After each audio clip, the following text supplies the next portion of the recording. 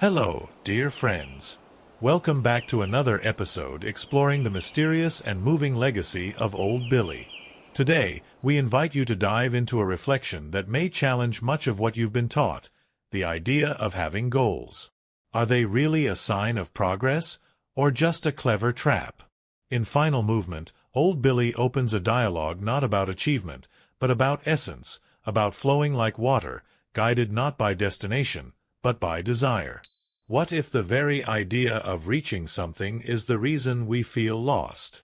What if fulfillment isn't found in crossing finish lines, but in discovering the spring within us that never runs dry? Join us now as we wander once more through the desert, not in search of 350 cups of water, but of the infinite movement that creates oases, not by force, but by the pure desire to live. Let's listen. Let's feel. And above all, let's move. When the fog descended, silence settled over the village after the discovery of Old Billy's departure. His notes were left stacked, serving as entertainment for the locals who chose to share them with others.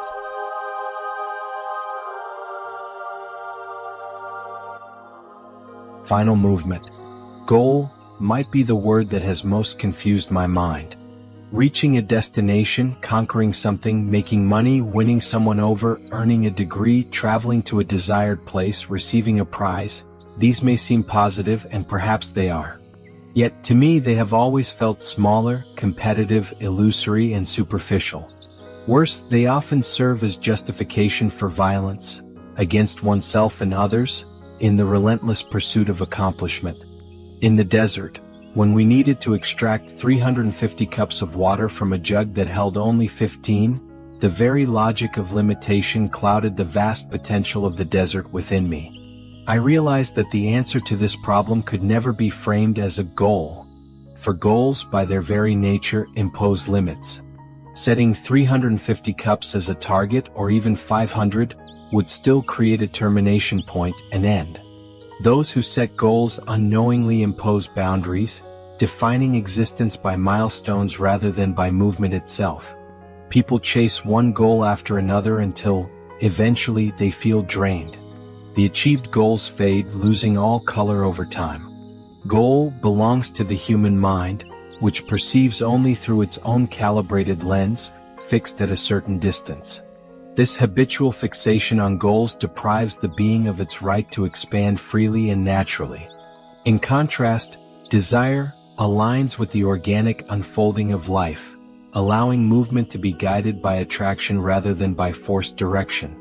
A life goal is a contradiction, for goals are finite and life is infinite. Living is always being on the way, never reaching any final destination. When the desire to feel good, no matter the circumstance, becomes the guiding force, it transforms perception, opening pathways to unexpected discoveries. Through this, we encounter surprising people and experiences. We come to know our own nature, something no goal could ever fully capture. The solution to quenching the thirst of 350 travelers in the desert was never about reaching a predetermined number of cups. A limited goal could never have offered the true answer, because filling their cups would have only postponed their thirst, not transformed it. The vision of momentary relief, smiles gleaming with fleeting satisfaction, would soon dissolve into the emptiness of, "It's over." The real answer lay in movement, in alignment with life itself, where the best of each being attracts the best of circumstances, effortlessly overcoming limitations. Before allowing ourselves to find the spring of water, life took me beyond a mindset of injection, the mere act of supplying, into the vast circulatory flow of water within the body of the planet. Perhaps I will never fully grasp the depths of what this means or the extent of this network of life-giving channels. But I have come to understand that existence is an infinite sequence of movements in organic expansion. From a spring of water, a single drop emerges, then another and another, multiplying life, forming an oasis, not through force but through the natural desire for well-being. This is the essence of life's movement, an unfolding without imposed goals, without calculated distances. By surrendering to the flow of the spring, life gave us more than 350 cups of water. It connected us to the very essence of matter in this world. And as I said before, perhaps I will never fully comprehend the magnitude of this gift. But I now see clearly that life operates beyond my capacity to quantify it, just as water does. It flows around obstacles, evaporates into the air, reshapes landscapes, and nourishes all it touches, never bound to a singular destination. Water does not reach the sea as a goal. It has always been the sea. Its joy is found not in arrival, but in every moment. When the sun calls it to wander with the clouds, when a plant invites it to its leaves, when a camel stores it in its vast reserves. Life, like water, is not about reaching a final point. It is about movement, about being part of an ever-unfolding, ever-expanding journey.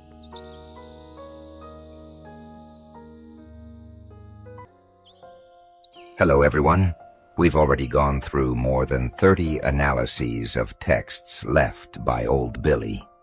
And you must have noticed the recurrence of the desert in the stories, right? Well, Mr. Billy made at least 3 incursions into the desert and witnessed the formation of 2 oases. These experiences are told in a scattered way in notes here and there. They are what he called mosaic elements, parts that, when properly grouped, configure a work of art. I'm saying this because I hear you whispering among yourselves about the excessive abstraction of some themes and the lack of depth in others. Well, as you see in soap operas, these will be scenes from the next chapters. Now please, show us your analysis.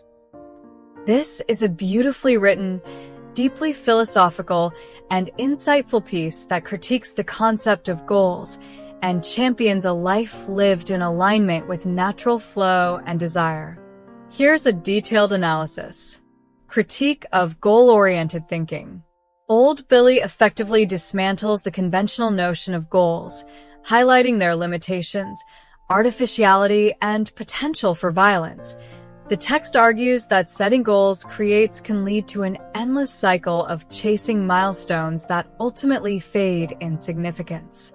The concept of goals creating a termination point is very strong. Contrast between goal and desire. Goals are seen as finite and restrictive, whereas desire aligns with natural expansion and allows life to flow organically.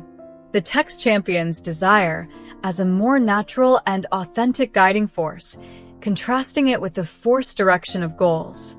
The emphasis on movement, rather than destinations, is very powerful. Water as a metaphor for life. The recurring motif of water, from the scarcity in the desert to the eventual realization of an infinite source, reinforces the idea that true fulfillment is found in continuous movement rather than in finite achievements. The desert and water metaphors are used effectively to illustrate the limitations of goal-oriented thinking and the abundance of natural flow. The 350 cups of water analogy is very effective. Philosophical depth. The text delves into profound questions about the nature of life, fulfillment, and the human perception of reality. The concept that living is always being on the way, never reaching any final destination, is very deep. Spiritual undertones. The text conveys a sense of spiritual awakening and connection to something greater than oneself, particularly through the imagery of the spring of water. The idea of connecting to the very essence of matter is very spiritual. Evocative language. The writing is rich with imagery and sensory details, creating a vivid and immersive experience for the reader. The descriptions of the desert and the spring of water are very well done. Strong ending. The ending reinforces the central message of the text, emphasizing the importance of embracing movement and flow in life. This is a beautifully written and deeply insightful piece that offers a powerful critique of goal-oriented thinking and advocates for a life lived in alignment with natural flow and desire. Old Billy's evocative language, philosophical depth, and spiritual undertones make this a compelling and thought-provoking read. Forgive me, this is very poetic, but a person without a clear and defined objective is a lost person, incapable of achievements. Allow me to respond, John. As everyone knows, I am the only one here who is not a specialist in any area of human behavior. I am just an accountant. However, my friends, I see that Dr. Destin is absolutely right when he states that a person who does not have a clear and defined goal is a lost person, and I fully agree with that. But this observation seems to overlook everything we have studied here before. Let me put it in a clear and direct way. Being a person is the very factor that limits human potential. Mr. Billy is making an effort to show us something beyond, far beyond, the possibilities contained within the potential of a person. It was precisely the person that the desert took. And do you remember what it gave in return? What was the gift of this thief? What remains after the identity of the person is carried away by the winds and buried in the hot sands of the desert.